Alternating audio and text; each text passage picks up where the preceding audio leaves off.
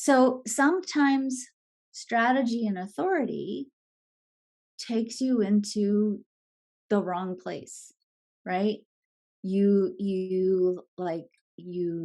instantly fall in love with someone and you're like, this is my soulmate, and your sacral's like, uh-huh, uh-huh, uh-huh. And then you find out 2 months later, oh wait, my soulmate's married to somebody else and they forgot to tell me, right? And there's a there's a really important conversation to have sometimes in the coaching arena about, hey, when you respond to something or you follow your strategy and your authority, and it feels like it's continuing to lead you in a place that's not healthy, then what's showing up oftentimes is the metaphor or the story or part of the narrative that you need to look at to really break yourself free.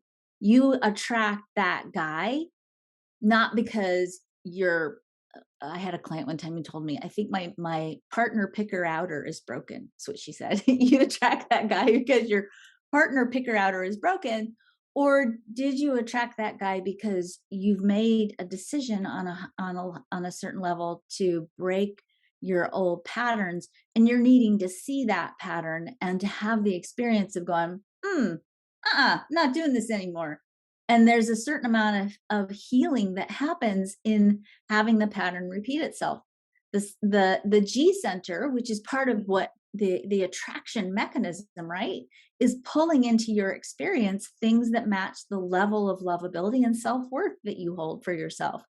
And if your client is in a pattern where whatever they're bringing in keeps reflecting back to them, hey, you're not valuing yourself enough. You're not loving yourself enough. Why, this is also a really interesting opportunity through coaching. Obviously, if it's, again, if it crosses into that line, it's a different conversation. But if you've got a client that's in a self-sabotage protocol that they keep reliving, then it moves you into, okay, well, we have a coaching plan here. What's the metaphor? What's the story? If you're going to take this experience and turn it into a story, what's the story that you're living here? I always attract men who are not available. Okay. So if your story is I always attract men who are not available, what's the payoff?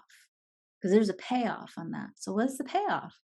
And then you can start looking at, okay, well, if you were going to rewrite that story, literally, if you were going to literally sit down and rewrite that story, and I would encourage my clients to do this, it's a coaching exercise I use a lot. If I was going to rewrite that story, how would you rewrite it? And once you rewrite that story, what's one action you can take right now to start moving into that storyline and bringing it into your experience?